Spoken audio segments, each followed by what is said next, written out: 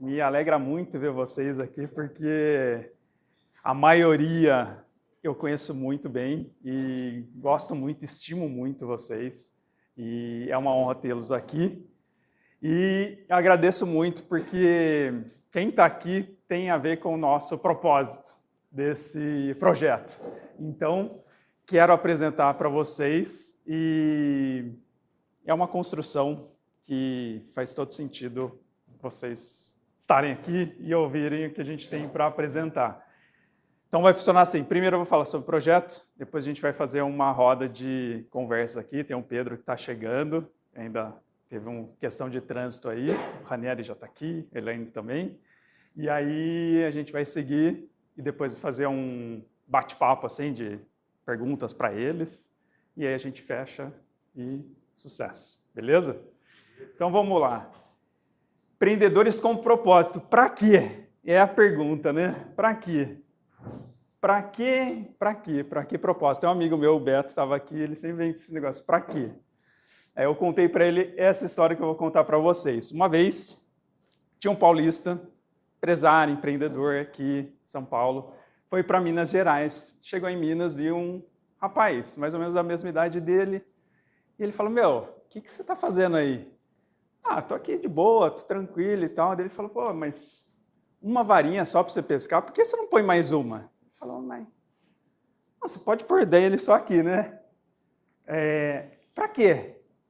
Ele, não, cara, se você colocar mais uma vara, você vai pescar o dobro, 2 varas são o dobro, depois você pode pôr 4, 10, 12, 20, você vai pescar muito. Daí o mineirinho só, mas para que isso? Ele, não, cara, o louco, bicho. Se você colocar 10, 20, 30 varas, você vai ter dinheiro para comprar um botinho, você vai poder começar a pescar muito mais com rede, depois você pega um barco, vai pescar mais ainda, você pega um barco maior ainda, você vai pescar muito, cara, você vai criar uma companhia de peixes, vai vender para o Brasil inteiro, vai poder exportar, você vai ficar milionário. Daí o mineirinho só, mas para quê, cara? Não estou entendendo. E, cara, você vai ficar milionário, meu, você vai ganhar muita grana, você vai poder aposentar e ficar de boa, tranquilinho, pescando. Daí o mineiro falou, meu, o que você acha que eu estou fazendo? Não está entendendo, assim, que eu faço tudo isso para chegar onde eu estou? Aí é aquela história, né? Às vezes a gente não sabe que as coisas mais importantes que a gente dá valor, a gente já tem, e a gente fica buscando coisa para fora, para fora, para fora. Esse amigo meu, Beto, ele me deixou contar essa história, porque ele falou para mim, cara, você tinha me falado lá atrás, ele vende seguros, e é muito bom vendedor de consórcio, muito bom vendedor de consórcio. Daí ele se uniu com um amigo que ficou nessa pira, não, vamos criar uma mega empresa, vamos botar um monte de vendedor, Saiu da pandemia, na pandemia ele está vendendo mais do que ele vendeu a vida inteira, 2021, vendeu o dobro de 2020, estava bombando, começou a comprar casa para ele realizar todos os sonhos dele. Juntou com esse amigo que queria 20, 30 vendedor na empresa. Ele falou, cara, beleza, começou, não, vamos nessa, né? Você vai me ajudar, vamos lá. Embarcou nessa história. Colocou 20, 30 pessoas trabalhando para ele e vende um monte, só que você treina os caras saem. Ele falou, meu, não está tão legal, tô tendo que pagar 20 salários. Foi vindo, chegou agora, final do ano passado, falou, meu, tô quebrado, eu só tô pagando conta, por quê? E, cara, daí ele falou para mim, meu, eu lembrei dessa história, resolvi fechar esse negócio, essa história de ter um monte de vendedor, um monte de gente, vou focar eu e a minha esposa vamos trabalhar, pôr de volta a empresa do jeito que estava, ganhar dinheiro que a gente estava ganhando e vamos realizar nosso sonho, que é ir para os Estados Unidos morar lá, ter a qualidade de vida que a gente sempre sonhou para o nosso filho e tudo, está fazendo tudo isso agora, tá? Já está com uma empresa montada lá, está tudo com as coisas estabilizadas aqui agora, para ir para lá e realizar o sonho dele, meu. Quero um negócio que rode, bonitinho, que não me dê tanto trabalho, que me dê bom rendimento e que não fique com um monte de gente, que a gente, né, uma big responsabilidade, que no final das contas tira a nossa qualidade de vida para um dinheiro que a gente acha que vai ter, tendo um monte de gente, uma empresa, uma mega corporação, e às vezes não é isso, né? Não é isso que traz felicidade? Às vezes não é, né? Então fica muito nessa questão que a gente tem aqui de grandes coisas, tudo. É legal, mas de um jeito que dê para a gente ter qualidade de vida também. Então vamos lá, qual que é a ideia do Empreendedores com Propósito? Conectando pessoas e negócios que geram valor. Primeira coisa, eu vou falar a ideia geral. Essa é uma ideia que está sendo construída e iniciada aqui com vocês. Então, quero passar todo o conceito que nos move em fazer isso. Primeira coisa, a gente criar uma comunidade colaborativa. Pessoas, empreendedores que tenham valores semelhantes para a gente que não está pensando só em ganhar dinheiro, mas fazer alguma coisa que tenha um significado, que traga satisfação para a gente, para os outros, para a nossa família, que tenha sentido. Cara, por que eu estou fazendo isso? Eu sei o porquê eu estou fazendo isso, eu sei que tem significado, sei que eu ajudo na sociedade ou com outras pessoas além de mim mesmo. Então, a ideia é criar uma comunidade colaborativa, que a gente possa se ajudar. Vocês não se conhecem, e eu conheço vocês. Falei para a Elaine, cara, vai ter muita gente muito bacanas. É muito legal se essas pessoas se conhecerem, porque vocês vão ver que as pessoas que estão aqui e outras que virão têm a ver com a mesma vibe. É bom você conversar com gente que tem o mesmo valor que você, que pensa, não que pensa semelhante, né? Mas que tem os mesmos valores, que você pode se abrir, se conectar de uma forma que nos preenche, que faça a gente se elevar pessoalmente. Então é isso, desenvolver, que faça isso, né? Que faça a gente se desenvolver como pessoas e como profissionais. E é isso passa muito por confiança, então a gente se abre com os outros quando a gente confia no outro, né? Fazer negócio também, precisa ter confiança nas pessoas para a gente poder se abrir. E com isso, aqui tem um monte de gente que trabalha com treinamento, vocês não conhecem, mas eu estou vendo e vejo que um monte de gente trabalha com treinamento.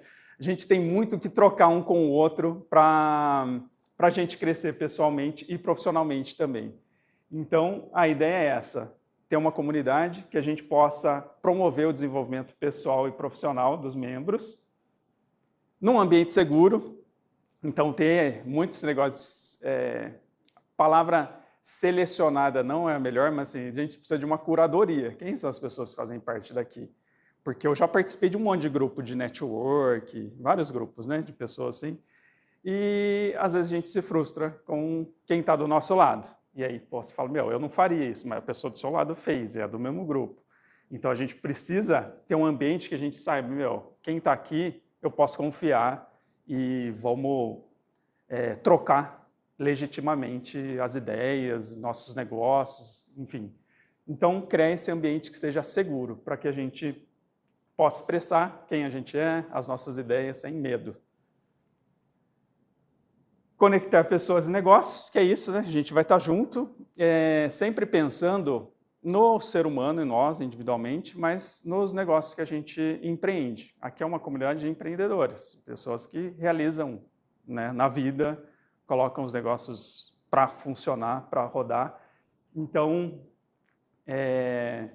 aqui a gente tem algumas ideias de fazer essas conexões. Como que a gente faz para conectar as pessoas e os negócios para que a gente possa se ajudar, fazer uma transformação mútua. Como que a gente faz com que esses negócios e pessoas se conectem de um jeito que a gente pode fazer com que os negócios sejam melhores do que eles são hoje, com pessoas que a gente confia, conhece. E uma das ferramentas que a gente traz aqui tem muita gente aqui que tem muita ferramenta de gestão, tem ferramenta para empreendedor, para as pessoas que empreendem, e a gente pode ajudar com isso. Então, por exemplo, a Zampsuite, que é uma plataforma que a gente criou aqui, a gente vai disponibilizar para os membros de uma forma gratuita, a gente está modelando ela num formato que quem empreende, que tem os nossos valores aqui, a gente quer que use, que prospere com isso. Então, qual que é a nossa contribuição? Cara, vamos entregar essa ferramenta para que essas pessoas consigam se desenvolver e melhorar o negócio delas. A ideia é que cada membro aqui possa compartilhar algo que tenha. Então, vou até avançar aqui. E um dos pilares é a gente incentivar ações sociais, ajudar algumas entidades aqui o Ranieri vai fazer a palestra aqui, é da Fraternidade Sem Fronteiras. Sim, eu conheci a fraternidade por causa da Elaine, e a gente olha para o Brasil e tem muita gente numa situação crítica.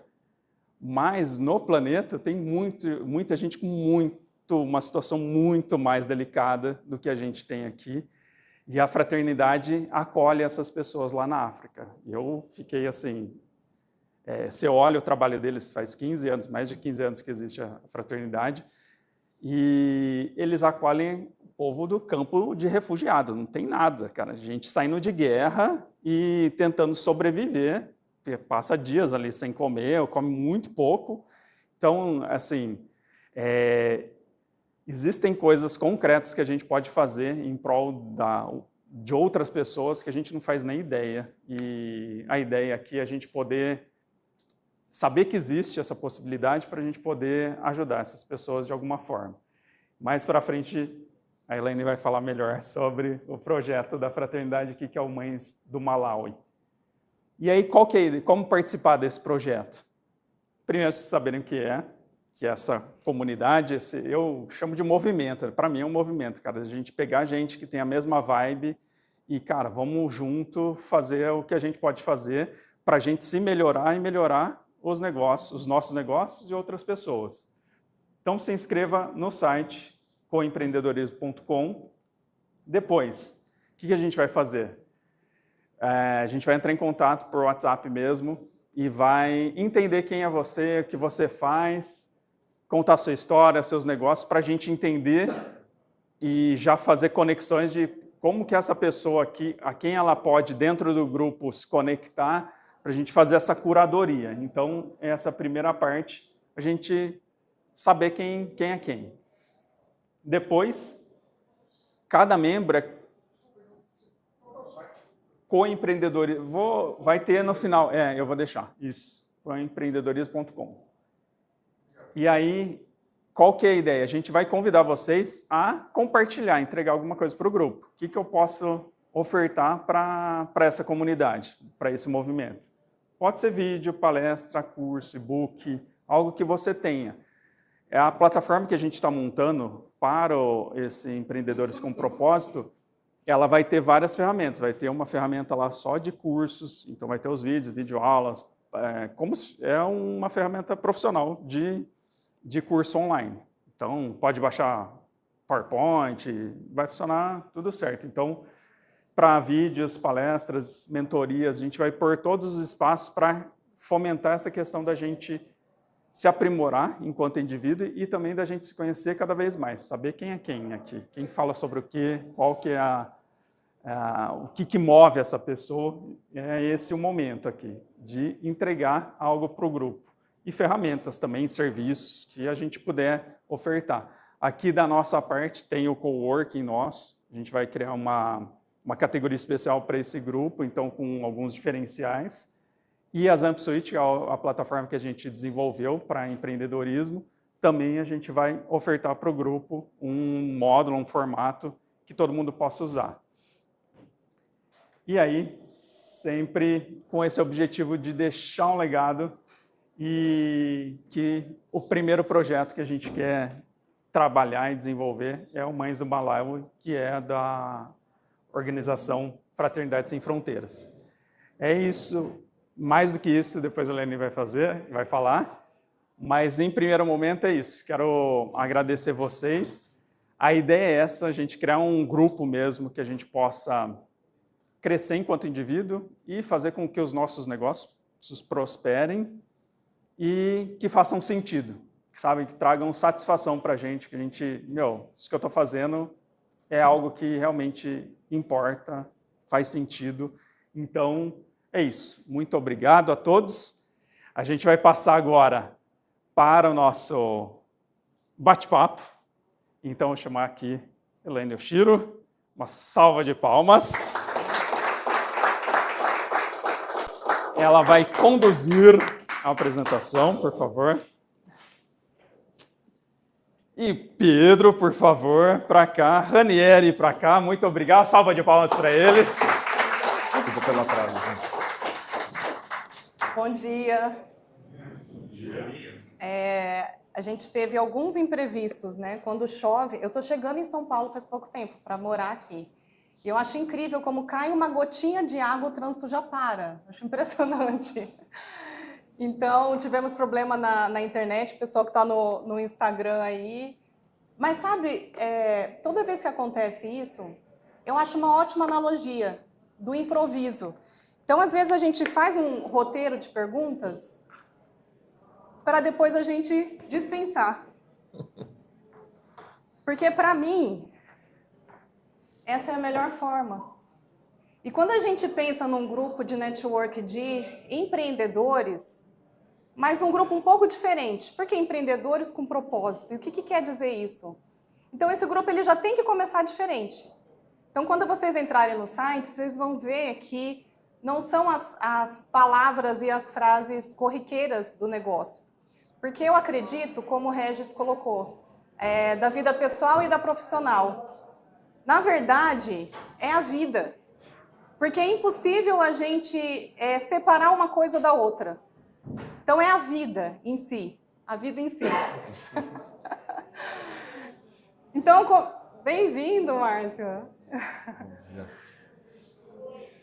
Então, o que a gente busca são pessoas que têm as mesmas afinidades, pensam e acreditam que a gente pode fazer negócios sustentáveis e com resultados, mas de uma forma consciente. Como consciente? Preservando a integralidade das pessoas que trabalham com a gente, se preocupando com isso, ajudando a sociedade, ajudando a gente a construir um mundo melhor, porque é possível. Então, quando a gente pensou num grupo colaborativo, qual que é a nossa expectativa em relação a esse grupo? Nenhuma, porque senão já começa errado. É o que o grupo vai entregar e o que o grupo vai construir junto. Então, eu quero agradecer muito às pessoas que estão aqui hoje por terem aceitado esse convite. E aí, passando aqui para o nosso bate-papo, recebo aqui o Pedro Ivo, consultor de empresas e autor do livro Empresas Espiritualizadas, e o Ranieri, que é o vice-presidente da Organização Fraternidade Sem Fronteiras. Duas pessoas que eu gosto muito de me conectar, então a gente vai fazer um bate-papo. E aí, falando de improviso, acho que ele não teve nem tempo de beber uma água. Eu sentei já devagar. E aí eu vou começar com isso, Pedro. Quando a gente fala de improviso, é porque eu e o Ranieri, a gente estava conversando, né? Que muitas vezes, ou todas as vezes, o mais difícil é a gente conseguir abrir mão do controle. Que a gente quer ter controle sobre tudo e, na verdade, a gente não tem controle de nada. Então, como é que a gente lida com esse improviso quando as coisas não saem como a gente gostaria? E como que isso se relaciona com espiritualidade? Tanto na vida pessoal como na vida profissional. O que você fala para a gente sobre isso? Bom dia a todo mundo. De novo, desculpa não sei se foi atraso, né? Mas era para eu ter chegado um pouco antes, mas o trânsito não permitiu, então peço desculpas por isso, né? Chegou exatamente no horário. Na hora certa. Então, e obrigado, Lê, por ter feito esse convite. Para mim é um prazer estar com o Ranieri, que é um cara que eu adoro sempre encontrar, né, Rani? Pena que a gente se vê menos do que a gente gostaria. É curioso essa pergunta para mim especificamente, porque, por exemplo, você me mandou roteiro, eu sei que você sabe que você me mandou roteiro já sabendo que eu não ia ver roteiro. Eu não me dou muito bem com roteiro, porque não é que eu não dou bem, eu poderia ver, mas para mim ficar pensando quais são as perguntas, eu falei, deixa vir na hora, eu trabalho muito assim, né? Os retiros que eu conduzo, eles são sempre muito feitos com aquilo que o lugar vai apresentando durante o trabalho. Dentro de empresas não é diferente também, eu trabalho muito bem com esse improviso. Meu medo então eu falo disso de um lugar que eu nem sei se eu sei a resposta, qual é o limiar entre fazer algo de qualquer jeito porque eu não quero me comprometer com uma responsabilidade de organização de planejamento e aonde está realmente poder trabalhar com o fluxo. Dizem que o flow é o lugar que fica entre a ordem e o caos. Só que é muito fácil achar isso no dia a dia, né? Então, se eu controlo demais, planejo demais e me apego ao resultado e crio expectativa, pode ser um trabalho quadrado. E isso, de alguma forma, impede um pouco uma conexão com algo maior, que a gente pode chamar aqui de espiritualidade. E aonde eu torno a espiritualidade uma irresponsabilidade. No lugar de, não, então tá tudo bem, o mundo vai sempre apresentar soluções. De novo, aí eu uso algumas nuances da espiritualidade para lidar com a minha responsabilidade. E, de novo, eu falo isso de um lugar de uma pessoa que tenta e fica atento a isso, mas talvez eu nem saiba lidar sempre tão bem com esse equilíbrio. E talvez a gente não vá encontrar esse ponto, né? É justamente no se testar que a gente vai achando. E aí, passando aqui para o Ranieri, quando eu tive o prazer e a honra de trabalhar 2 anos e meio dentro da Fraternidade Sem Fronteiras, e era justamente isso, colocar mais gestão em decisões altamente intuitivas, inspiradas, né, e num lugar de extrema espiritualidade. Então, ao mesmo tempo que, para mim, foi uma evolução pessoal e espiritual gigantesca, era esse ponto. Como é que a gente acha o ponto de equilíbrio entre gestão, a ciência e a espiritualidade? E aí, vou passar aqui para o Ranieri, para que você fale um pouquinho, Ranieri, na sua visão, será que existe esse ponto de equilíbrio? Como é que a gente faz para buscar? Bom dia a todos. Eu acho que a palavra de 1 milhão é essa, né? Ponto de equilíbrio, né?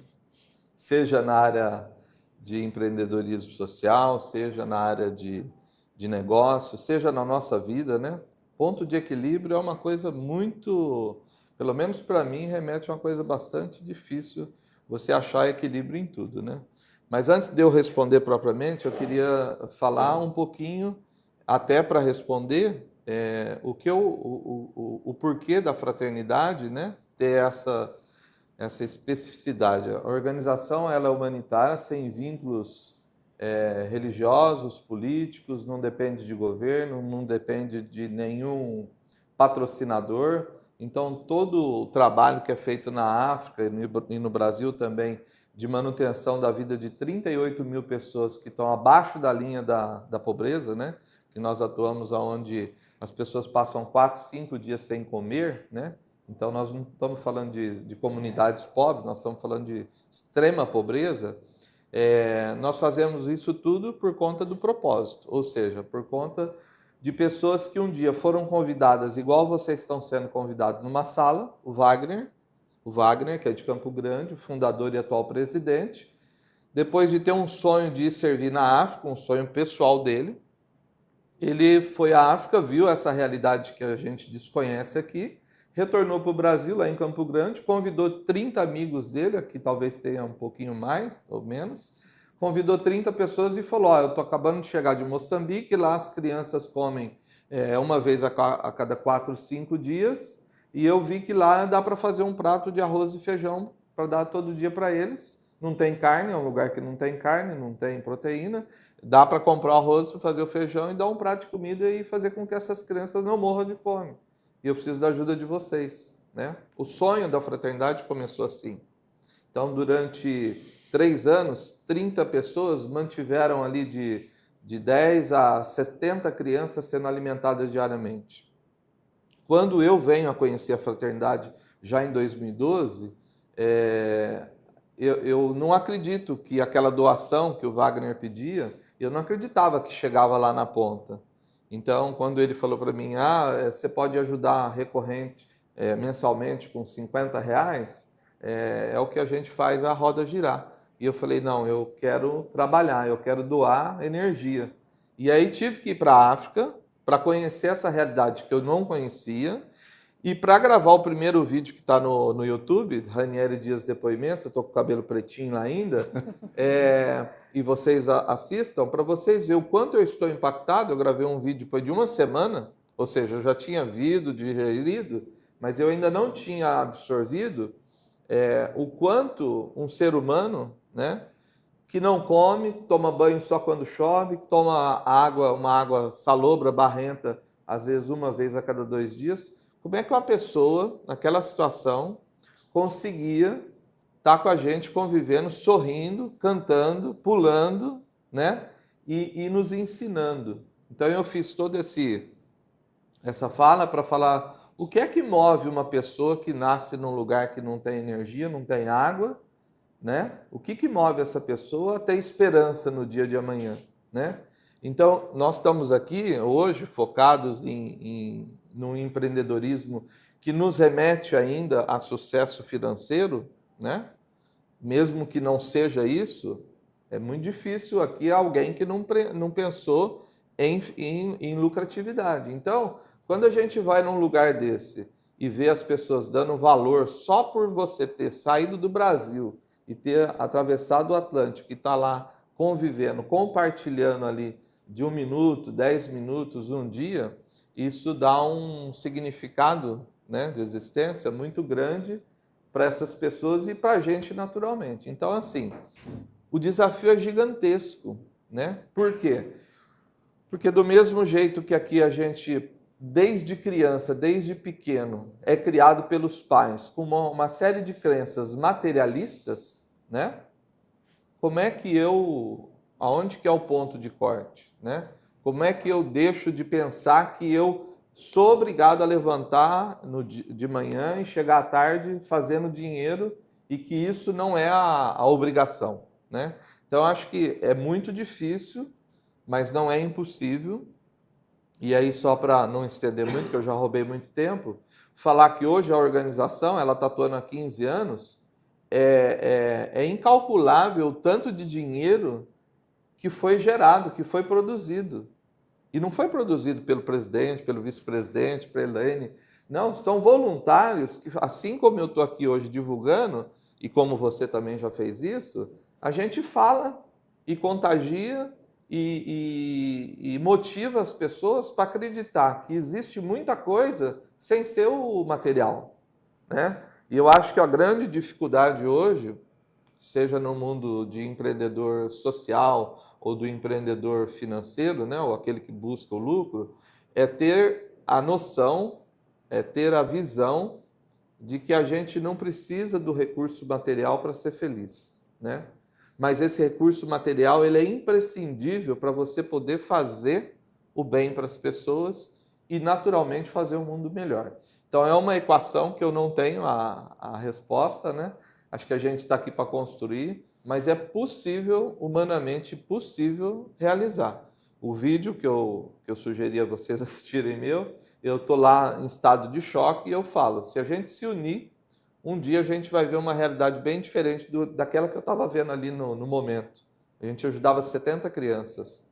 Hoje são 38 mil crianças alimentadas diariamente em 9 países, né? Da onde saiu essa força, né?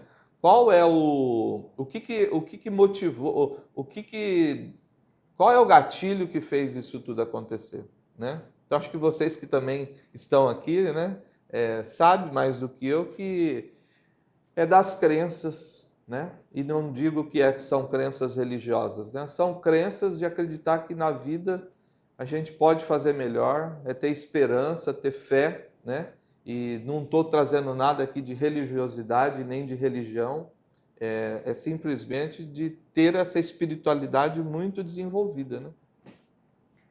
Na minha experiência, eu vou pedir para o Pedro comentar um pouquinho, eu tenho visto assim que a gente costuma colocar uma coisa ou outra, e é melhor se a gente colocar e. Então, é importante a parte material, porque é isso que sustenta. Então, a empresa precisa ter lucro? Claro que sim. É esse o fundamento, é o que move a empresa.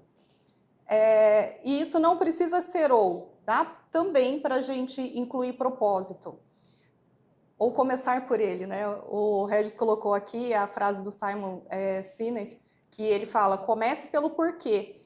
O que eu experimentei na Fraternidade Sem Fronteiras foi uma organização gigantesca, com uma despesa administrativa operacional baixíssima, pouquíssimos funcionários pagos, mas que funciona de uma forma impressionante. Então, a gente vê que o recurso que é obtido, ele se multiplica.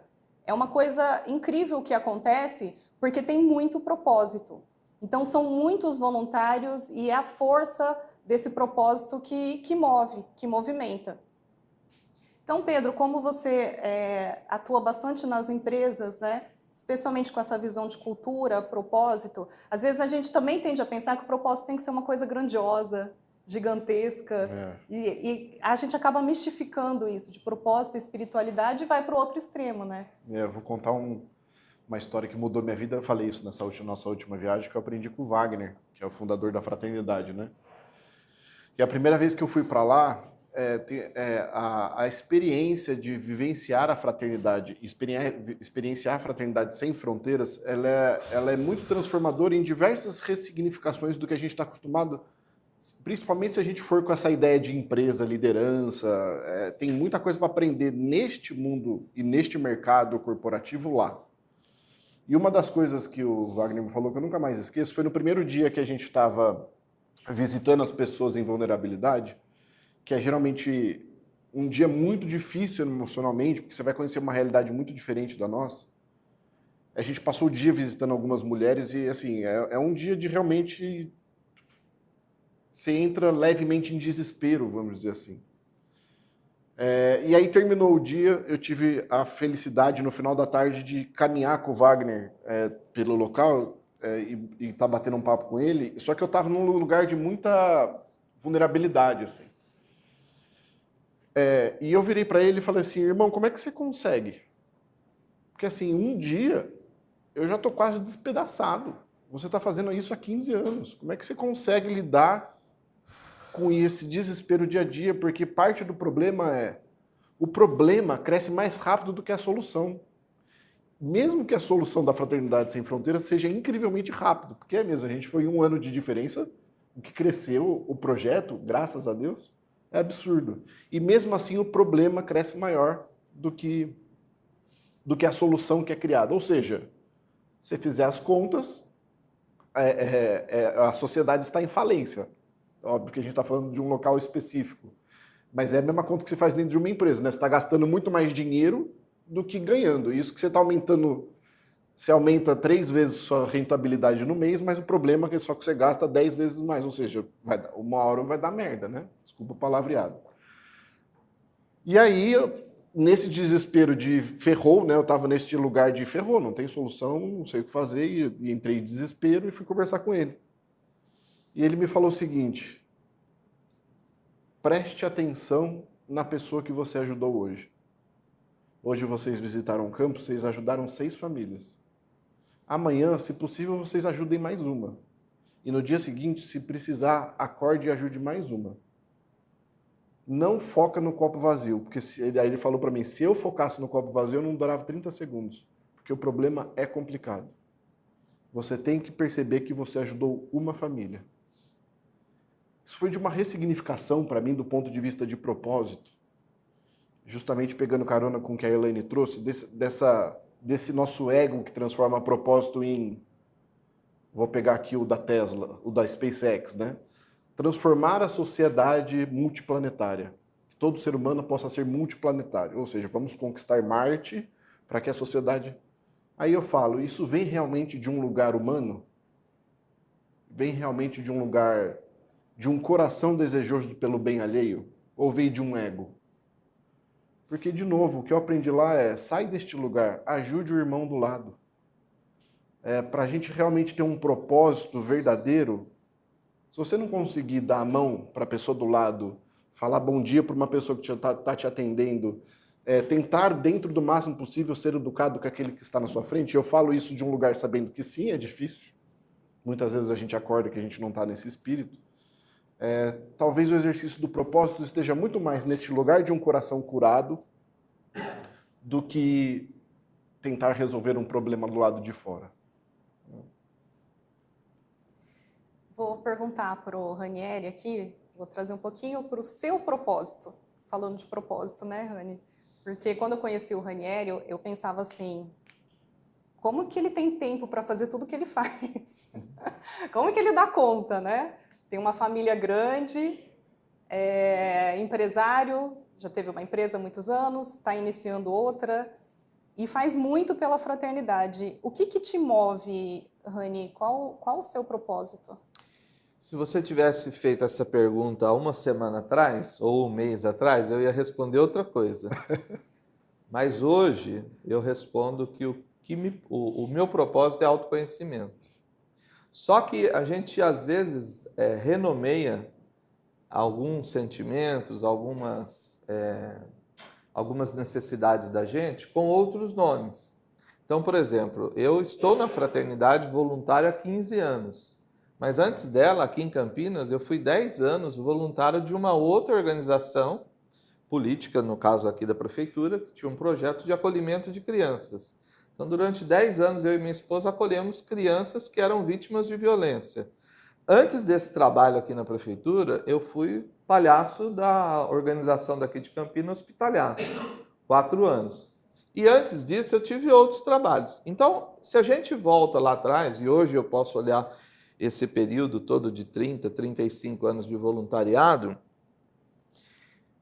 e depois de fazer terapia também, eu posso te responder que, assim, o meu propósito é autoconhecimento. Mesmo quando eu não imaginava que eu estava buscando, eu estava e estou ainda.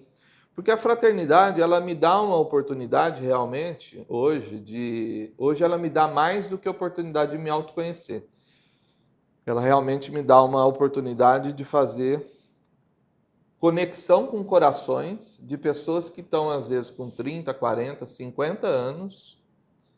Eu vou usar um termo aqui que talvez não faça sentido nesse momento da conversa, mas pessoas que estão autossuficientes, estão ricas financeiramente e estão paupérrimas em termos de propósito. Ou seja, a pessoa já é formada, já é reconhecida pela sociedade, num trabalho, numa empresa, parará, na família, parará, mas a pessoa tem um vazio. E ela nem sabe o nome desse vazio, né? Ela só sente, às vezes, de manhã, um dia ou outro, uma vontade de não ir para o trabalho, uma vontade de tomar um entorpecente, seja ele qualquer que você quiser, né? Uma cerveja, qualquer outro tipo de droga que te tire do estado de consciência.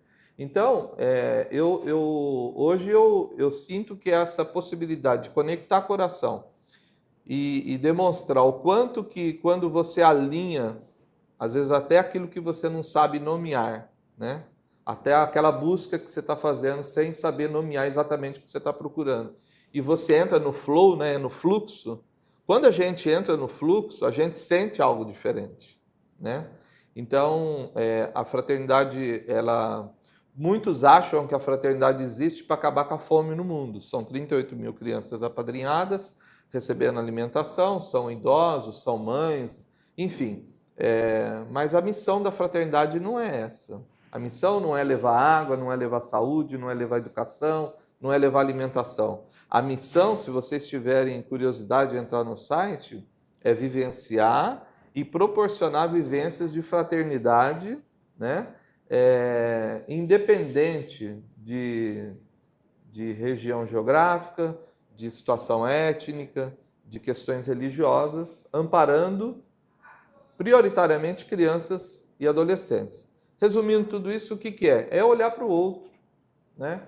Mas não é só olhar para o outro, é olhar e enxergar que ali tem alguém que está precisando de alguma coisa e o que eu posso fazer por essa pessoa, né? Então, muitas vezes eu respondi lá no passado, né? Mas por que vocês vão para a África, né? Respondi essa pergunta 10, 50 mil vezes dentro de casa, no vizinho, na minha empresa. Mas por que você não vai? Por que vocês vão para a África? Aqui em Campinas tem gente nas ruas, né? E quando me perguntavam isso, não tinha o tanto de gente que hoje tem, né? Aqui em Campinas, não sei se vocês sabem, que tem 7 mil pessoas vivendo na rua. 7 mil pessoas vivendo nas ruas. Vivendo não, sobrevivendo. Porque como é que uma pessoa vive na rua sem banheiro, sem cozinha, sem guarda-roupa, sem tudo isso que a gente minimamente tem, né? Então, essas pessoas estão invisíveis. E tem gente que não enxerga. Então, quando eu respondi, a gente vai lá porque o sonho do Wagner foi servir na África. E a gente foi meio que no vácuo do sonho dele, e hoje a corrente cresceu, né? Mas hoje nós estamos, e há muito tempo já estávamos aqui no Brasil. Mas por quê? Porque lá ninguém quer ir. Você pegar um avião, viajar 36 horas, fazer 2, 3 escalas, gastar 10, 20 mil reais do seu bolso para passar 10 dias, 15 dias servindo alimento, lavando o pé, tirando o bicho de pé de quem nunca teve calçado com 9, 10 anos de idade, é um papo de maluco. Eu acredito que muitas pessoas aqui devem estar pensando, isso é um papo de maluco, mas por quê? Isso é escola para santo, né? Muita gente já falou para mim, mas o que vocês fazem, vocês estão querendo virar santo, né? E aí eu não vou entrar na questão de espiritualidade mais uma vez, mas está tudo interligado. Mas eu volto a repetir, isso está ligado com as crenças que a gente tem, né? Crenças dos eventos da vida que nos acontecem diariamente. Então hoje eu falei para a Elaine, atrasei também, viu, Pedro? Eu atrasei também, eu queria ter chego aqui antes das 9, cheguei às 9. Porque estava uma chuvinha e o trânsito ficou realmente aqui na área, na rótula, né, da rótula para dentro, ficou complicado. Eu estava adorando esse clima, né? Porque é uma chuva calma, é uma chuva que refresca, que ajuda as plantinhas, né? Mas não é todo mundo que está dentro do ônibus que tinha que ter chego no horário 8 horas e está desde as 6 horas dentro do ônibus, o cara não está. Você desliga para mim? Perdoe. No vermelho de baixo. Só puxar. Isso. Perdoe. Então, assim, quem está dentro do ônibus atrasado por conta da chuva e já está 1 hora dentro do ônibus, ele não está tranquilo. Ele está falando, puxa, eu vou chegar lá, o meu chefe vai me olhar com aquela cara, vai descontar, né? Eu tinha o compromisso de estar aqui, né? Tinha transmissão ao vivo, ou seja, assim, a gente se cobra o tempo todo, né? E aí, voltando e concluindo, essa questão do controle realmente é difícil. Então, é um desafio para todos nós, né? Achar esse ponto de equilíbrio. Não é fácil, né? Eu estou buscando. Estamos. Pedro, o seu livro chama Empresas Espiritualizadas, e eu acho que isso deve gerar curiosidade em muitas pessoas, né? O que é uma empresa espiritualizada? E como que a gente... Qual o primeiro passo? Ou como é que a gente chega lá? Tá. Acho que a primeira coisa que eu sempre gosto de falar é não acredito que tenha uma empresa que seja espiritualizada e uma que não seja espiritualizada, como eu não acho que existe uma pessoa que seja espiritualizada, como se a espiritualidade fosse uma matéria que eu posso ter ou posso não ter.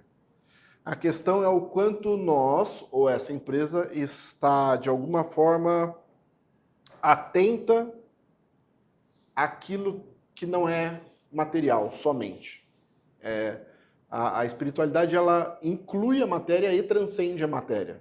É importante falar que inclui a matéria, porque ela não é o oposto da matéria. E aonde que algumas nuances sobre a espiritualidade possam ser entendidas? Sobre tudo aquilo que a gente não consegue explicar de forma prática. O que é o amor? Como é que a gente calcula o amor? Como é que a gente calcula uma amizade? Como é que a gente calcula um bem-estar verdadeiro? Como é que a gente calcula propósito? Essa régua não é uma régua material óbvia, prática, objetiva. Grande problema que esse livro tem como propósito de alguma forma ajudar o problema é que as empresas foram criadas em cima de uma lógica onde a visão do todo é enxugada somente na matéria. Então, qual que é a existência da empresa existe por conta de dinheiro. E aí, sendo dinheiro, nunca há um dinheiro suficiente que a empresa... Vocês já ouviram alguma vez alguma empresa falou, pronto, conseguimos, terminou? Não existe. Então, é sempre mais dinheiro, não é nem dinheiro, né? É sempre mais dinheiro. Só que isso, claro, gera uma doença absurda. A única coisa que cresce absurdamente é câncer, que é o objetivo de crescer cada vez mais. E parte dessa ferida vem de enxugar a vida numa coisa que a vida não é. É como se a gente olhasse para um casamento ou para uma paternidade a partir daquilo que causa de forma prática. O que é ter filho? É responsabilidade, é ter que acordar cedo, viver a vida a partir de... Se eu colocar um filho somente a partir daquilo prático, claramente não faz sentido ter filho. Se eu enxugo um relacionamento somente a partir daquilo que é prático, não faz sentido ter relacionamento. Se eu tiro amor, companheirismo, crescimento... cumplicidade, tudo isso que um filho e um relacionamento pode causar, qual é o significado de existência disso?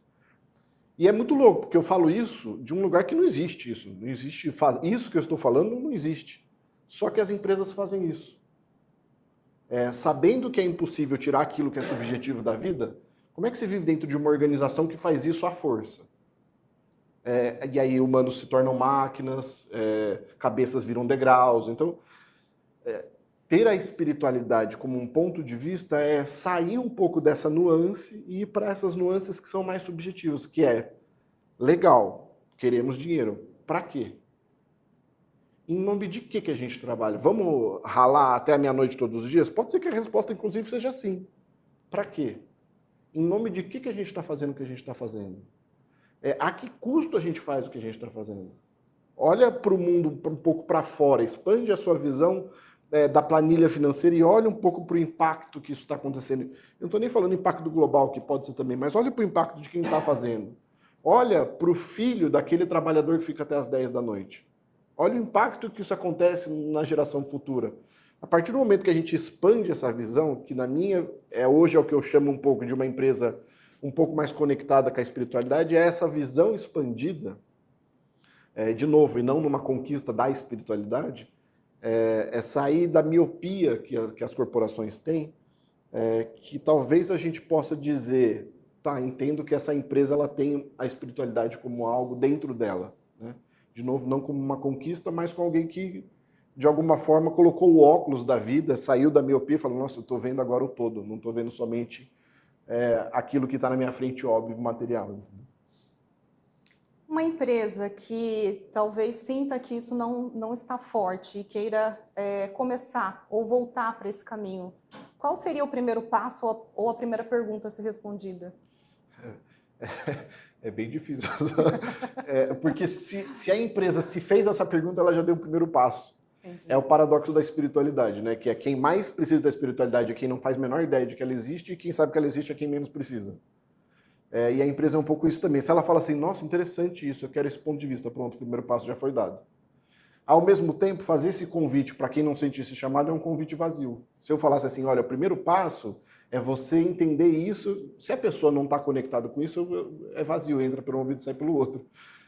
Então, eu não sei se tem uma resposta prática, assim.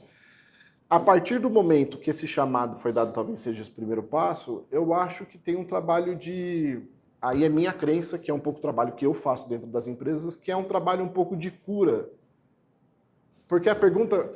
Eu não queria me estender muito, mas a pergunta que a gente pode fazer é, se isso é algo natural em nós e nas empresas, por que a gente não olha? Porque se é natural, de novo, não dá para tirar amor, cumplicidade da vida. Ela está presente. Por que isso não vira algo central para mim? Se fraternidade é algo que está presente, por que isso não é central para mim? Porque olhar para isso significa olhar para diversas dores que os nossos corações não querem. Porque olhar para o próprio coração envolve olhar para as dores da nossa infância, e isso em empresa também é verdade. Como é que é chegar para eu vou inventar aqui, com o presidente de uma grande organização, a top 3 de organização financeira do país, e fazer ele olhar o estrago que ele causou? Óbvio que ele não vai querer. Então, talvez o primeiro passo depois seja um pouco, talvez, o trabalho de autoconhecimento dentro das organizações. De olhar o que essa empresa tem que causa nela essa sensação de que eu preciso de mais dinheiro. Só que isso não é um trabalho óbvio, simples, porque a gente está falando de centenas de pessoas no mesmo lugar. Então, tem que fazer um trabalho dentro da cultura, como é que a gente vai plantando isso. Então, os trabalhos são anos de vidas, né? Mas o passo passa por encarar, primeiro sentir o chamado, falar, nossa, que interessante isso, e depois dar o primeiro passo em sentido de, tá, eu vou encarar essa jornada, eu tô a fim de fazer isso, quero fazer as coisas de um outro ponto de vista. Só para finalizar, uma coisa que acontece muito é as pessoas me chamarem para fazer um trabalho porque o ego delas está mandando fazer o trabalho, que hoje em dia a gente vê, por exemplo, empresas sustentáveis. Aí se a gente olha mesmo, é sustentável essa empresa, é porque a marca sustentável vende bem. A marca sustentável vende bem. Então, a pergunta que se faz é, se sustentabilidade fosse mal vista e desse menos dinheiro, você estaria sendo sustentável? E a maioria das empresas vão responder, óbvio que elas não vão falar isso, mas a resposta seria não. Ou seja, então não é tão sustentável assim, entendeu? Então é muito mais uma máscara, e aí máscara é um dos nomes que se dá para ego, é muito mais uma máscara do que uma verdade. Por isso que tem que ser muito de um lugar de, tá, eu encaro essa jornada independente do resultado que isso me causa. Mas é difícil. Não é tão simples ver isso hoje. Perfeito. Eu lembro de uma frase do seu livro que você colocava assim, você pode até não querer falar de amor, mas ele ainda estará lá. E eu acho curioso, pelo menos, que se a gente falasse, vamos fazer um curso então para falar de amor, vamos aprender a amar, porque é incrível, mas a gente tem que voltar a isso, a gente tem que reaprender a amar. Não ia ter ninguém. Mas se a gente falar de raiva, de conflito, né, vamos fazer aqui uma gestão de conflito, raiva nas organizações, está super presente. Então, acho que é muito o foco, né? Onde a gente coloca o nosso foco e o olhar. E eu acho que é um passo de coragem que a gente tem para começar a falar disso e ver que a gente pode fazer diferente. E eu acho que talvez essa reunião desse grupo, acredito, seja um bom primeiro passo. E aí, com relação a aprender a amar, Rani, e aí eu quero falar para vocês, daqui a pouco a gente já vai abrir para perguntas, tá? Então, se vocês tiverem alguma pergunta, em seguida a gente já abre. Mas a Fraternidade Sem Fronteiras, você costuma falar bastante que é uma escola de vida. E para mim foi muito isso, né? Uma escola para aprender a amar. E é uma empresa com toda a sua composição, que inclusive na pandemia, quando todo mundo estava passando dificuldade, a primeira coisa que as pessoas cortam é o quê? Doações. Então a ONG, ela sentiu muito a queda das doações, enquanto várias outras estavam fechando as portas, inclusive igrejas, outras instituições, todo mundo se fechou. Eu vi a Fraternidade Sem Fronteiras expandir o trabalho, mesmo com a queda das doações, e esse trabalho ele foi expandido no Brasil, na África. O que sustenta isso? Eu queria que você falasse um pouquinho dessa questão dos valores que são muito fortes, do propósito. Eu podia te responder essa questão, que ela é bem pontual, de duas maneiras. E eu vou responder, mas eu gostaria que vocês prestassem atenção na segunda. O que aconteceu na pandemia, pontualmente falando, foi que quando a pandemia, o hashtag Fique em Casa apareceu, a gente tinha lá X doadores que doavam X pratos de comida. Com o medo, né? O que vai acontecer na primeira semana, primeiro mês, terceiro mês, é natural do ser humano, no medo, ele se proteger, ele retrair. Então, muitas pessoas, aquele X de doadores diminuiu, né? Só que do outro lado, a gente tinha o Y de pessoas que precisavam continuar comendo. Então, o que nós fizemos? Ao longo dos primeiros 6 meses, diminuiu 10%, 15% de arrecadação, talvez menos um pouquinho, mas o prato de comida que a gente dava para a gente não reduziu 15 pratos a menos. A gente tirou daquele prato para uma pessoa e dividiu para 2. Chegou no momento que a gente dividiu o prato para 3. Não sei se dá para entender. Ao mesmo tempo, nós tivemos um movimento aqui no Brasil, principalmente aqui, de alguns artistas, e eu vou falar e mencionar o do DJ Alok, porque foi o mais emblemático, né? Eu não sei se alguém se recorda, ele fez uma live na primeira semana de hashtag Fica em Casa, patrocinado para aquela empresa de café, né? Que só ali foram R$1 milhão, né, arrecadados, doados para a cesta básica. Então, do mesmo ponto de vista, e eu podia falar de outras pessoas aqui, eu estou falando desse porque ele é mais emblemático, talvez alguém daqui já deve ter ouvido falar. Mas, assim como ele, teve outros. Então, assim, ao longo da pandemia, a gente teve que diminuir. Um prato para virou um prato para 3.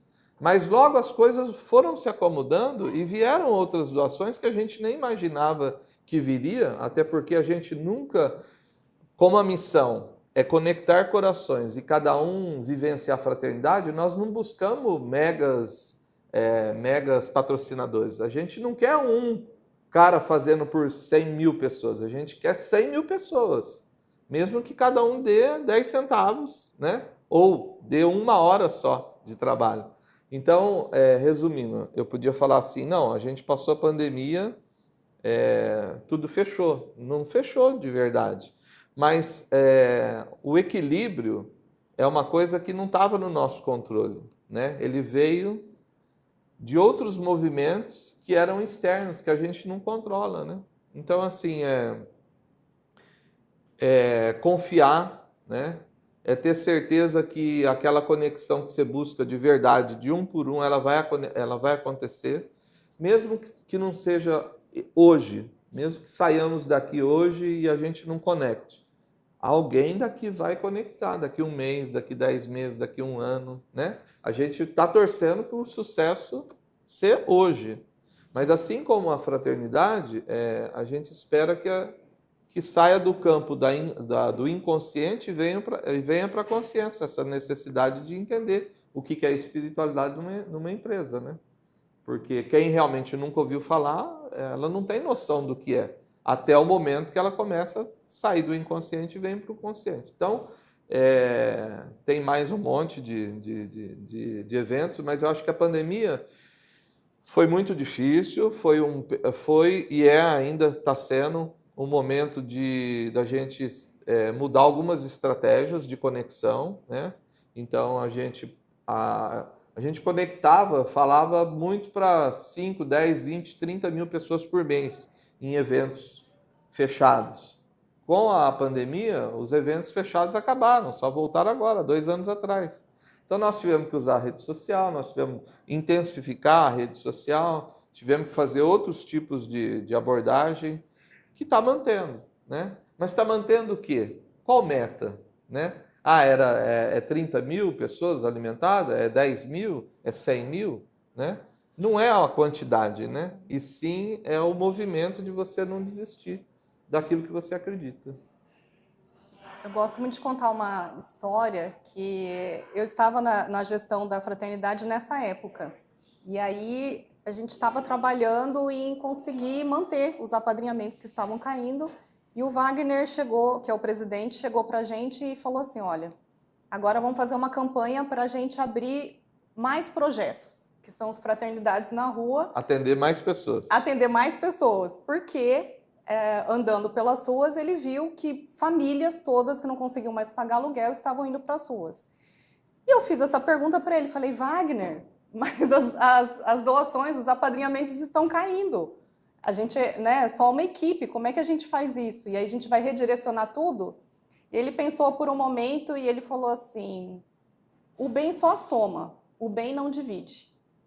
E aí nós terminamos a reunião dessa forma e fomos trabalhar e a gente fez as duas coisas. Então, assim, comentando só para falar da força do propósito, porque ao mesmo tempo que as pessoas estavam em casa assustadas, com medo, mas quando a gente olha também para a nossa dor, para que a gente está vivenciando, a gente também se conecta com a dor do mundo. E aí a gente estava num momento super desafiador, mas com pessoas, voluntários, né, de todas as partes do Brasil e do mundo, trabalhando intensamente. E aí as coisas realmente aconteceram. Então, um grande aprendizado para a gente naquela situação foi equilibrar as ferramentas de gestão, que estava todo mundo em casa, e continuar aquele trabalho, e também com a entrega, a confiança né, nessas questões de que vai dar certo e incentivando as pessoas a fazerem. Então, queria ver se vocês têm alguma pergunta para colocar. Fiquem à vontade. Gostei muito da sua colocação, porque quando fala espiritualidade, me vem na hora religião, religiosidade, isso me aflige um pouco. Agora estou me sentindo importante. E aí você colocou a espiritualidade de um jeito diferente. A gente não costuma ouvir isso muitas vezes. Por isso eu vou pedir gentilmente, se você puder repetir, porque eu gostei muito dessa definição, e se possível você colocar na prática como isso pode incorporar, acredito que seja a cultura, né, da empresa, como isso pode fazer parte do dia a dia de uma empresa, sendo que a gente está falando de um país como o Brasil com diversas espiritualidades, religiões diferentes, e como é que essa espiritualidade pode ser inclusiva, né? Eu falo isso de um lugar muito próprio, eu sou judeu, então eu me sinto muito excluído muitas vezes de ambientes que falam aqui, a gente não fala de religião e acaba falando, mas eles não percebem porque a gente está numa maioria cristã. Eu percebo, acredito que outros de outras matrizes africanas talvez também percebam, mas é uma minoria desse tamanho. Então, falou espiritualidade, eu fico com medo. Né? Estou abrindo meu coração aqui para vocês. Né? Então, se puder, por gentileza, fazer seu isso. Nome? Wolf. Wolf, prazer, Pedro. Prazer. Vou tentar repetir e tentar um pouco falar algumas coisas do que eu vejo, né? Porque só a experiência que eu tenho, talvez que eu consiga agregar algo.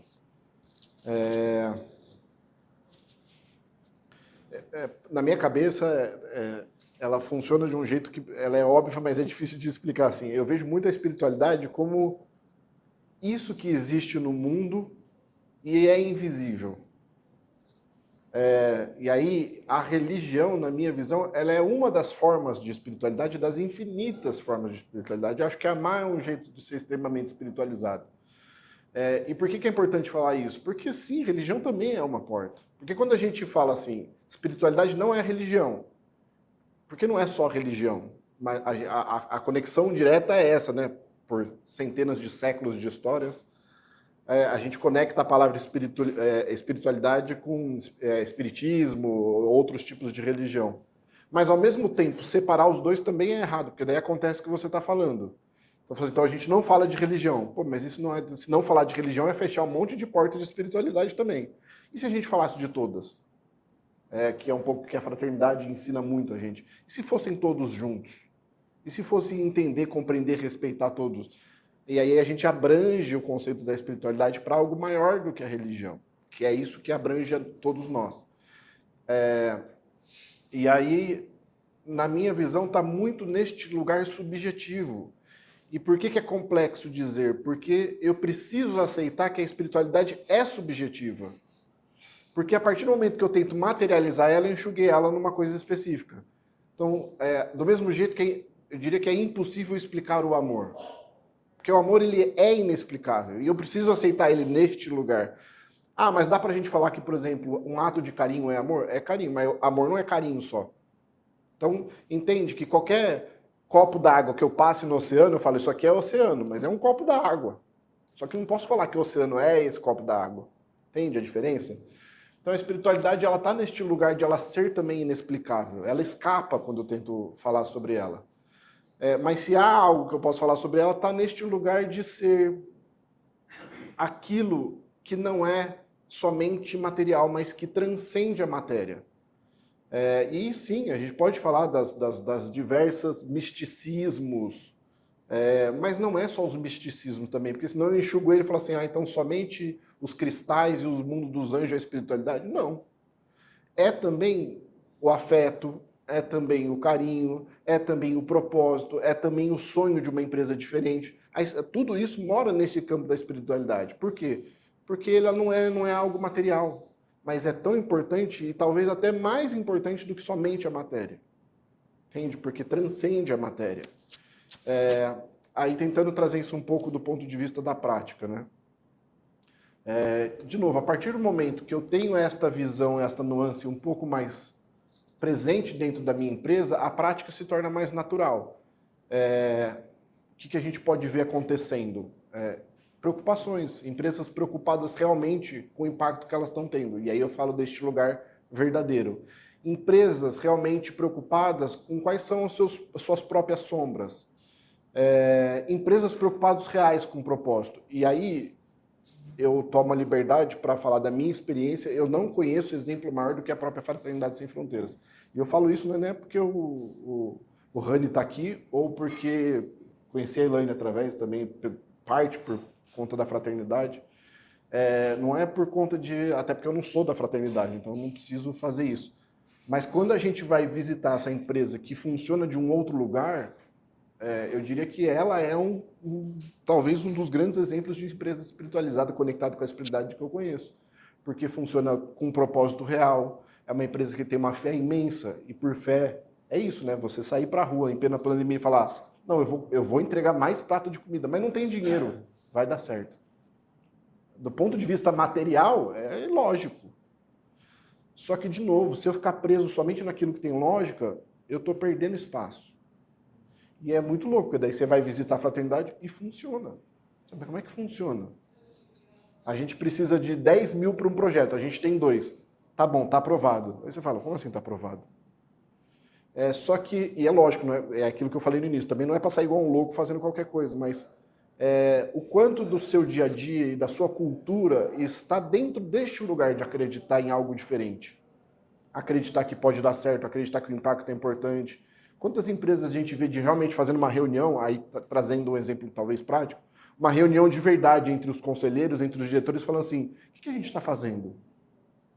Qual é o impacto real que a gente está tendo? Vamos conversar disso de um ponto de vista de realmente assumir os nossos problemas? Porque vai ter.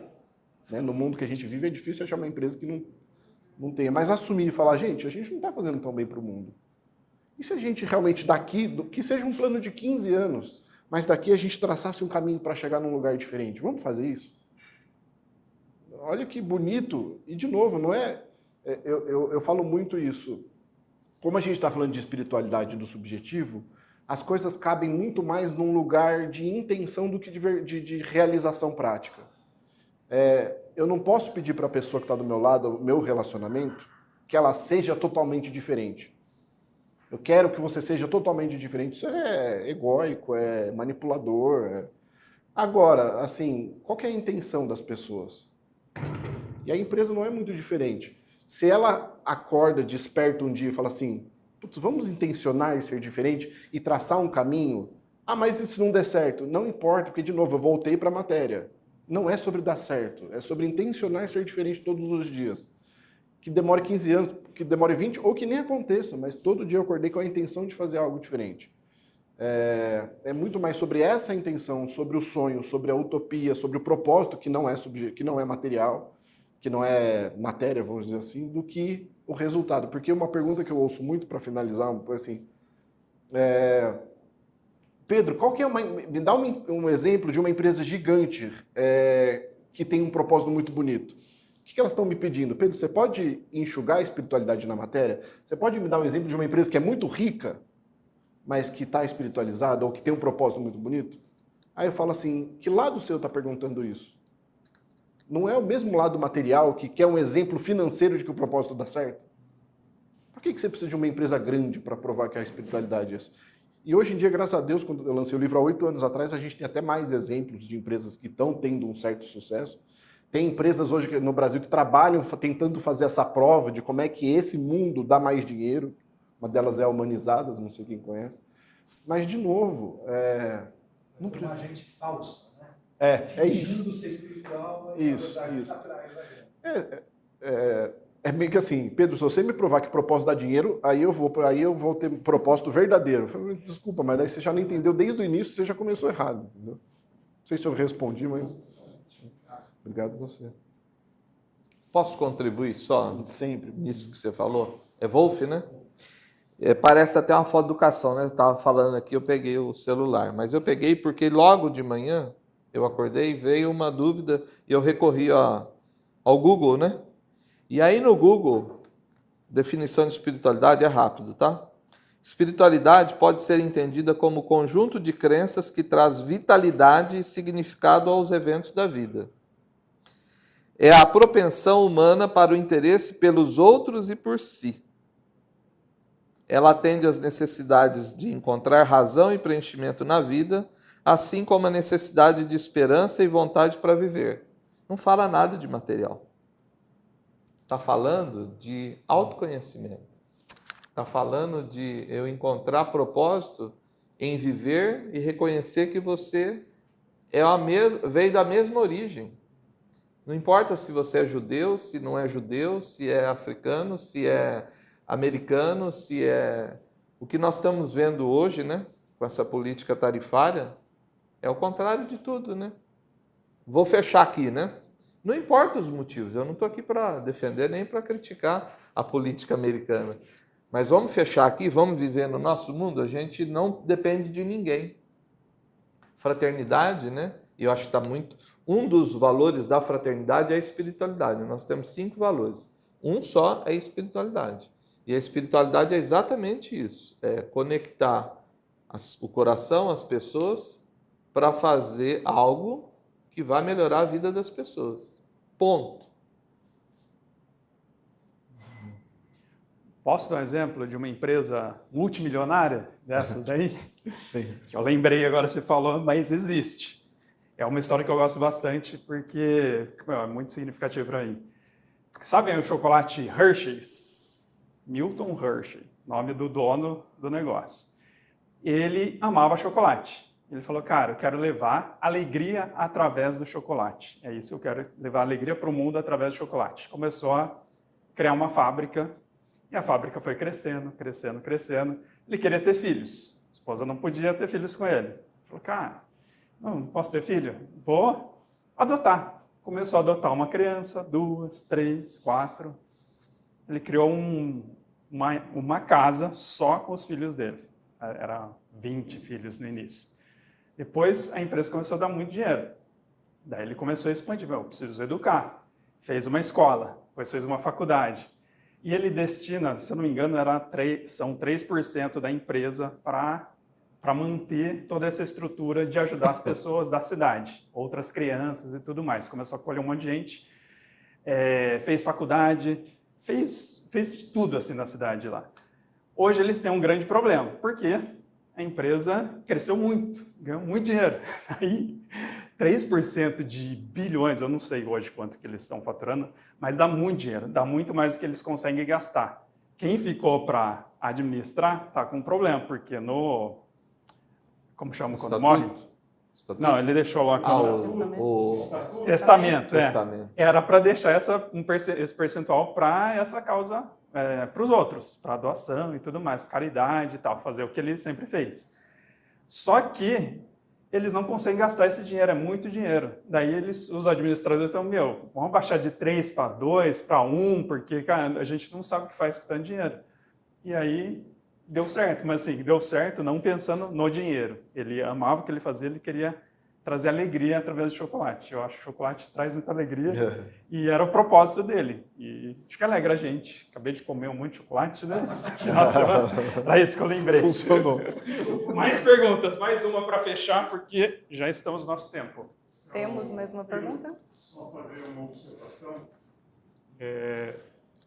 Grato. Estamos falando já de algum tempo atrás, não tanto tempo assim, mas uma grande construtora em São Paulo, ela tinha muito problema de comunicação com os funcionários. Algumas tarefas não eram bem feitas, outras eram feitas de uma forma diferente que havia sido delegado. Aí começava, o que está acontecendo isso? Bom, grande parte dos funcionários eram analfabetos. Ele falou, bom, então nós vamos reduzir 1 hora de trabalho e nós estamos alfabetizando esses funcionários, então eles ficam 1 hora a mais do tempo contratual e nós estamos cedendo 1 hora. Bom, depois de 1, 2 ou 3 anos, grande parte de todos esses funcionários já estavam alfabetizados. Assim, vamos fazer uma consideração do tipo, olha, nós gastamos X dinheiros para contratar professores, o espaço, iluminação e tal, e a nossa lucratividade aumentou 50 vezes mais.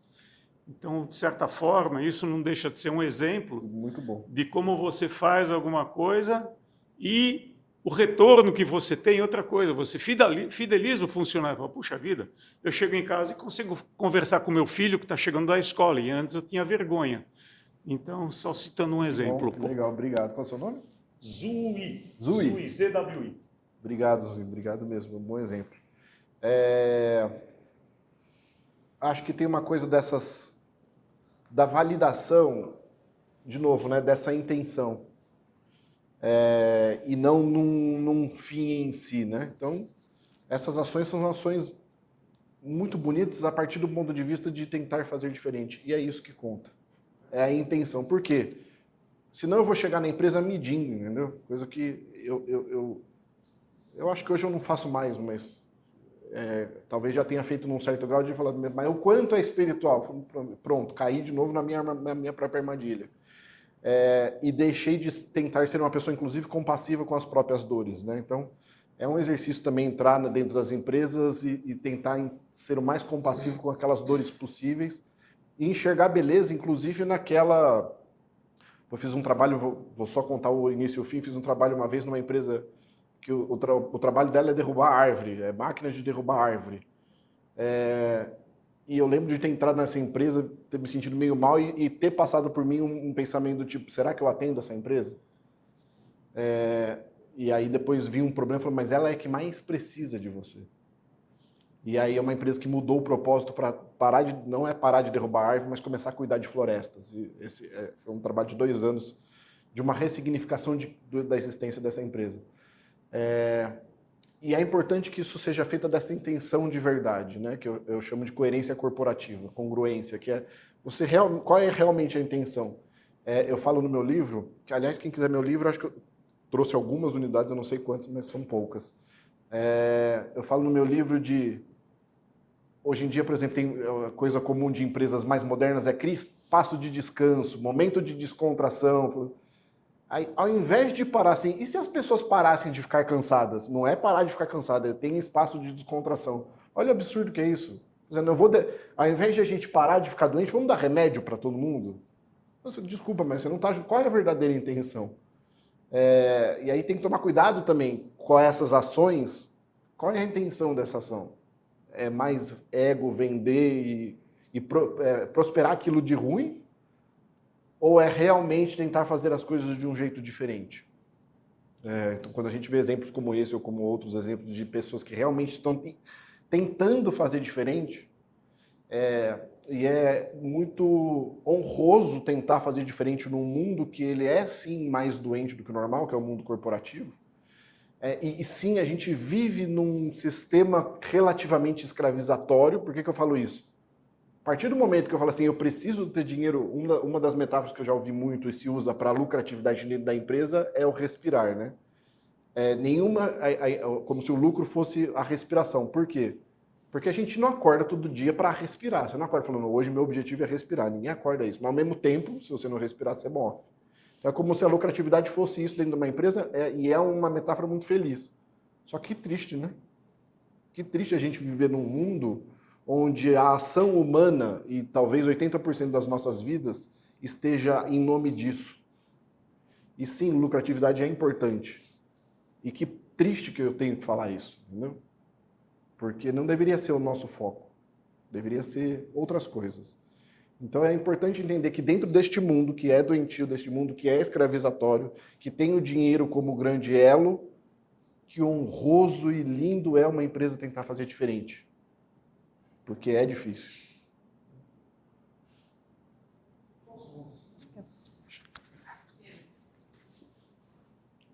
Interessante a sua fala, porque eu pensei assim, né, você falou da lucratividade. Eu não vejo a lucratividade como um problema, mas é o como e o que eu faço para chegar até ela. Qual é a ação do dia a dia que é feita para conseguir aquele resultado.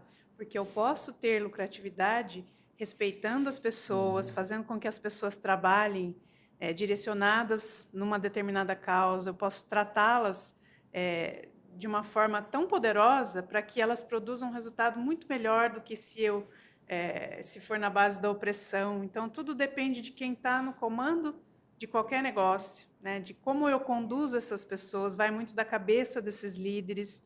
E, querendo ou não, as empresas são formadas pelos seus, né, os seus fundadores, funcionam como a pessoa que está lá no topo da montanha, que vai escorrer aquilo para baixo, para todos os demais. Então, a cabeça daquela pessoa faz muita diferença, né? E no seu trabalho, uma curiosidade, você trabalha diretamente com esses fundadores de empresas, com quem está mais lá em cima e que tem poder de ação para influenciar os demais? Sim, hoje em dia eu nem entro numa empresa se não for pela liderança. E dependendo do que eu te for fazer, tem que ser inclusive nível fundador, assim, porque senão não adianta, tá? Já aconteceu. Aí o que eu faço? Que também tem um grau de impacto, mas ele é diferente, não é necessariamente uma transformação. Se for para nível baixo, aí eu vou entregar provavelmente treinamentos, que tem um impacto, porque daí essas pessoas se mexem um pouco, geralmente treinamento de autoconhecimento, desenvolvimento de si mesmo, aí nessas pessoas mexem um pouco para tentar influenciar lá em cima. Mas é diferente. Aí vamos tentar algo nesse viés aqui. Agora, quando a gente está falando de transformação de cultura, aí não tem jeito, aí eu preciso falar diretamente com a liderança. Temos mais uma pergunta. Bom, na verdade, é um testemunho. Você falou de empresas que trabalham com propósito. Eu e a Ju, nós somos da Sicredi, uma cooperativa financeira, um banco, e inaugurou há 120 anos com um padre unindo produtores rurais para desenvolver a comunidade. E hoje é uma instituição que trabalha muito com propósito. Eu conheço bem a Sicredi, é incrível. Porque a gente trabalha nós não temos clientes, são nossos associados. Então, com uma visão muito transparente de atendimento e, estatutariamente, 5% da nossa receita a gente tem que fazer projetos sociais. Temos projetos junto com o Maurício de Souza, projetos de crescer, que é educação financeira para crianças, adultos, jovens e adultos e adolescentes. Então, a gente tem muito desse propósito de estar próximo da comunidade. Esse ano, a gente distribuiu 42 milhões de reais para os nossos associados de lucro, porque a gente não tem donos, são os associados, são os donos. Então, esse dinheiro volta, de alguma forma, para a comunidade. Então, é uma empresa que tem muito desse propósito, e a gente, hoje, viemos aqui justamente por conta que chamou muito a nossa atenção isso, de estar no lugar onde a gente possa ter empresários que compartilhem dessa visão, de ter lucro, que é importante, a gente vive disso, mas de que forma que a gente vai conquistar esse lucro? De como que a gente vai contribuir para a sociedade, para que a nossa empresa seja sustentável, seja perene, e a sociedade cresça junto com a gente, porque não adianta a gente ser rico e todo mundo em volta da gente está pobre, né? Eu quero ter todo mundo rico ao meu lado para a gente crescer junto. Qual que é o seu nome? Felipe. Felipe, conheço bem assim, né? Eu já dei uma estudada, já fui atrás, já ouvi muita coisa da Sicredi. Eu acho muito legal que vocês não fazem isso somente do ponto de vista interno, mas do ponto de vista de fomentar quem faz isso. Então, parabéns pela empresa. Mais alguma para a gente finalizar? Mais uma? Vai, João, para finalizar agora, hein? É para você. Você falou que essa fraternidade ela começou pequena, você foi conhecer lá na África, e hoje ela engloba a colaboração de vários ao redor do mundo. Eu gostaria que você comentasse um pouco como que foi esse processo de expansão da integração de outros países dentro desse projeto. Tá. João, né? João. Eu não sei se vocês sabem, mas hoje, segundo a Organização Mundial de Saúde, 900 pessoas morrem por hora por fome. São 15 por minuto. Nós estamos falando aqui já há mais de uma hora, já morreram mais de 1.100 pessoas por fome no planeta, e não é por falta de alimento. O planeta produz muito mais alimento do que consome. A conta não fecha por conta do egoísmo, tá? Por que eu estou fazendo isso? Porque quando você fala como é que cresceu, parará, pororó, hoje nós estamos ajudando 38 mil pessoas. 38 mil no universo de 800 milhões, que é o dado que estão passando fome, 38 mil é um grãozinho de areia. Se a gente for olhar para o copo menos cheio ou mais vazio, eu não estou fazendo nada, a gente não está fazendo nada. Mas nós saímos lá, quando eu conheci, de 70 crianças para 38 mil. Quando eu, pequenininho, olho para trás a história e falo, nossa, cresceu quantos 1000%? O ego aqui infla, porque eu fiz parte disso. Porque eu estou ajudando, nos últimos 10, 12 anos eu estou ajudando. Mas isso não é nada. Nós estamos com uma campanha emergencial no sul da ilha de Madagascar. Nós conhecemos há 40 dias atrás um vilarejo com 600 crianças que estão com desnutrição severa. Desnutrição severa é quando a pessoa já está com os níveis basais zerados já, né? Dificilmente uma criança dessa, se a gente pegar, levar para o hospital, ela vai conseguir retomar. Ela nem colocando medicação na veia, ela vai, né? São mais de 600 pessoas só naquela comunidade. Então, assim, não sei se o propósito da sua pergunta foi ouvir de mim algo nesse sentido, mas nós crescemos e estamos expandindo por conta de conexão de um para um. Não é porque em outros lugares apareceu mais gente, mais doador. Não. A gente, como a Elaine falou, na pandemia, o Wagner falou, gente, quantas pessoas na rua vão para as ruas, né? E a gente que não podia montar nos aviões e ir lá para os projetos na África, a gente foi para a rua. Eu fui aqui para Campinas, na Igreja da Conceição, no primeiro dia do hashtag Fica em Casa, eu levei 100 marmitas, nós juntamos lá, e nós fizemos 100 marmitas. Eu cheguei na frente da igreja, tinha 500 pessoas, formaram uma fila, eu achei que era muita marmita, 100. Quando eu vi, ficou mais de 400 pessoas. Me deu um desespero, né? Eu falei, nossa, eu achei que fosse... Mas é porque você está olhando para o... Eu não olhei para cada um daqueles que estava pegando uma marmita, né?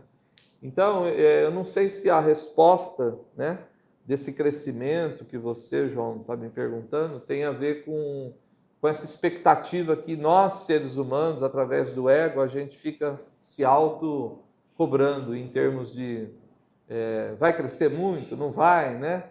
Em relação à logística, como ela aconteceu de forma... Aí você acabou resumindo que foi o contato de uma outra. Mas é sempre assim, é uma pessoa juntando com a outra.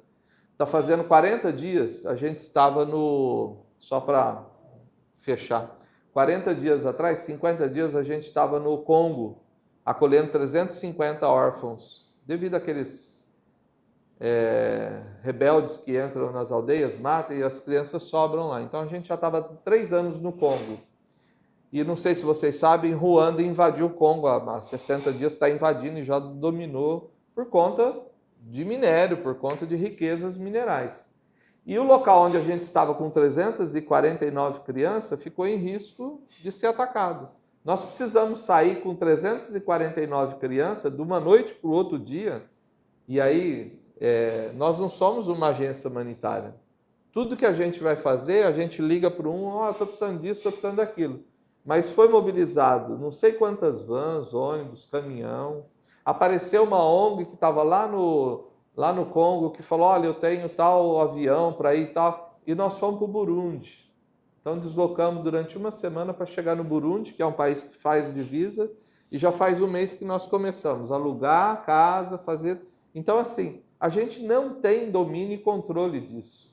Quando a gente olha para trás, tudo que foi conquistado e tudo que já existe, a gente fala, isso não é competência nossa, não é do Wagner, não é minha, não é dele, não é nossa.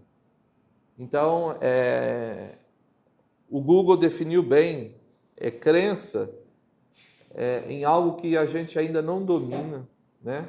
E que faz parte da vitalidade da vida, né?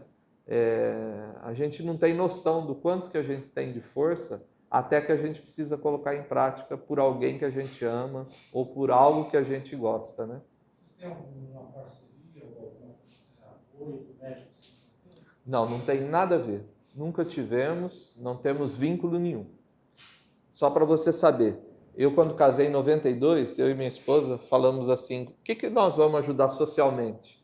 Nós somos padrinhos do Médicos Sem Fronteiras desde 92.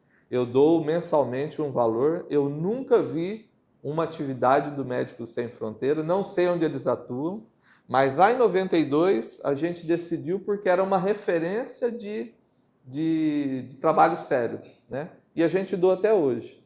Mas quando a fraternidade apareceu, eu falei, não, eu preciso ir lá, né? Então é uma questão que não dá nem para te falar o que é. É coração, é intuição, é instinto, são palavras que estão relacionadas à espiritualidade. Elaine, você quer falar sobre o Mães do Malawi para a gente finalizar? Quer que põe o vídeo? Enfim, fala. Pode ir. Eu vou colocando o vídeo enquanto você... Pode ir colocando. Beleza.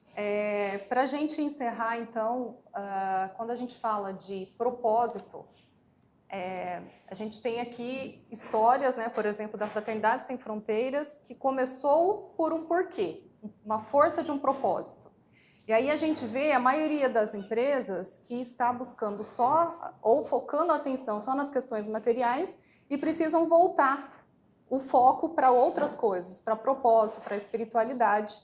Aqui a gente vê diferente, começou com um propósito grande e depois teve que ir acrescentando as outras coisas conforme foi crescendo.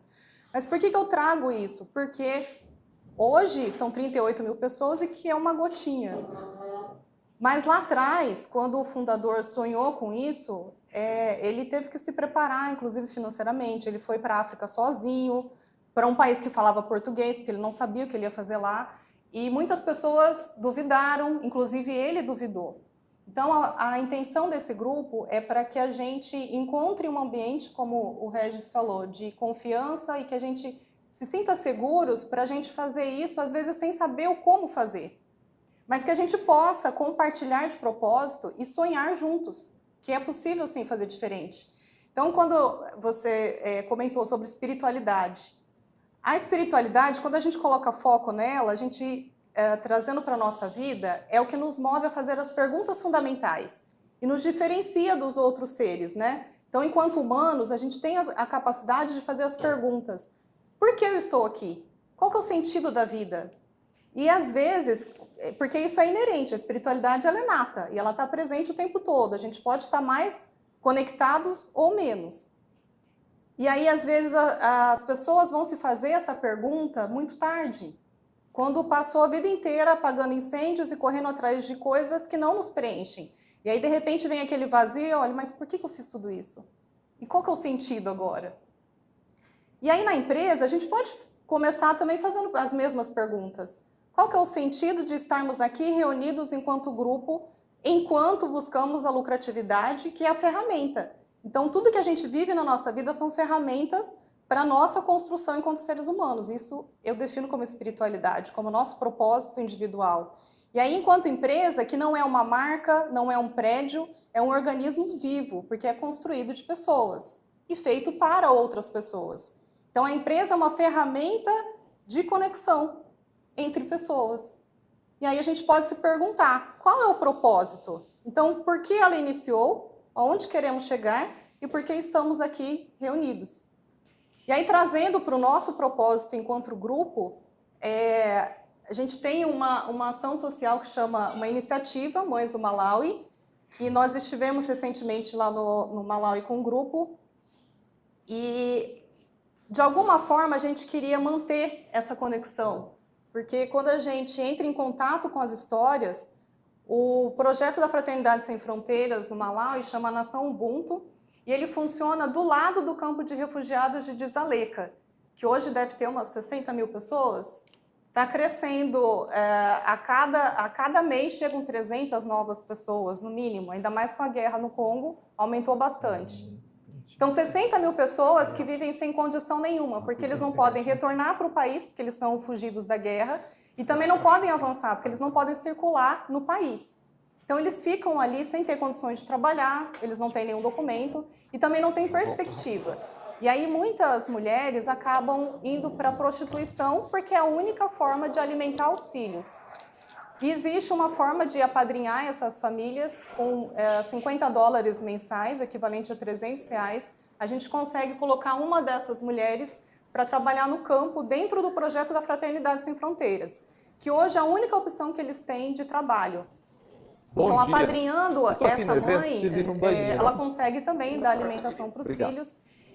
E o mais importante é o resgate da dignidade, que essas pessoas já perderam tudo, que era material, perderam famílias, né, que foram mortas pela guerra, e aí essas mulheres acabam também perdendo a dignidade. E aí com o apadrinhamento a gente consegue dar um pouquinho mais de condições para essas famílias.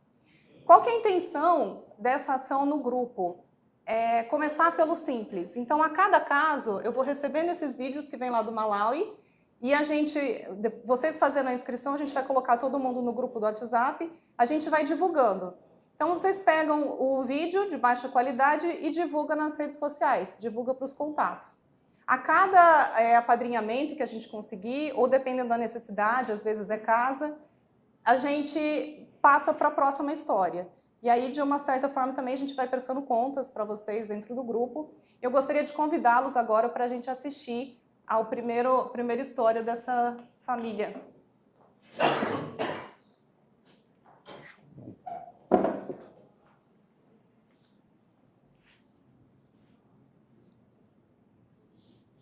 Malawi, uma família dessa mama aqui chamada Nakile Machu.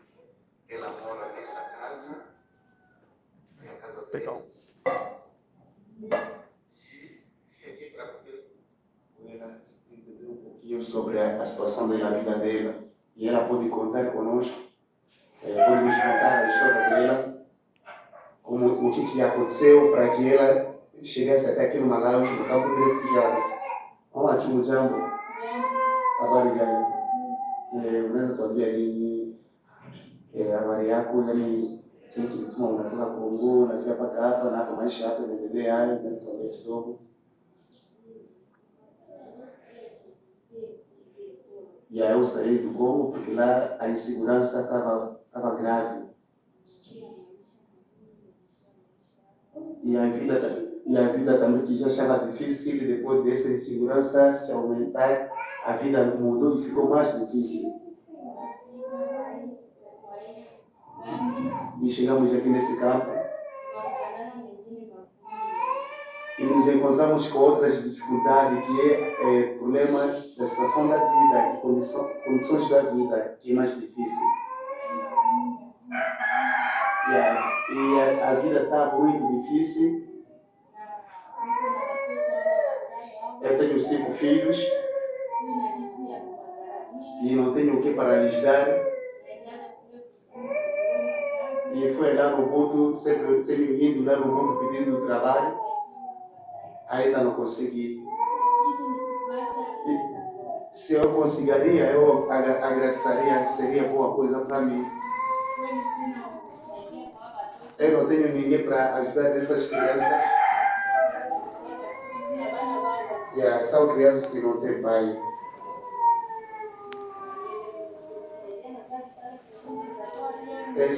Se me ajudar no trabalho, eu começar a trabalhar como uma voluntária lá no culto, vai ser uma coisa muito legal para mim. Não estou na linha mínima. E perguntei se a criança está chorando o quê? Disse a criança está chorando fome. Não comeu ainda. Desde manhã, desde que ela amanheceu, ainda não comeu. E aí está chorando pela comida. Bebê? Sorry. Gente, já viram como a vida é difícil, a vida do campo, a vida sem trabalho, a família fica difícil para ter uma dignidade. Então, é isso, gente. Quem for tocado nessa situação, pode entrar em contato aí com a família da fraternidade para poder ajudar ou apadrinhar essa família. Obrigado, vamos agradecer pela sua ajuda. Muito bem. A gente manda informação para vocês depois, se alguém quiser ajudar de como fazer, ou se vocês puderem ajudar a divulgar também. E eu quero agradecer a presença do Pedro e do Ranieri. Ranieri, vem aqui na frente. Receber uma salva de palmas para o Ranieri, Elaine e Pedro Ivo. Muito obrigado por vocês estarem presentes aqui. Vocês são muito especiais para mim. Foi uma honra. Tem o café servido. Espero que a gente volte a ter mais encontros para vocês se conhecerem. Porque tem muita gente muito boa aqui e merecem se conhecer. Beleza? Acessem o site, façam a inscrição e a gente vai conversando. Maravilha? Muito obrigado novamente. Obrigado. Ótimo dia. Obrigada.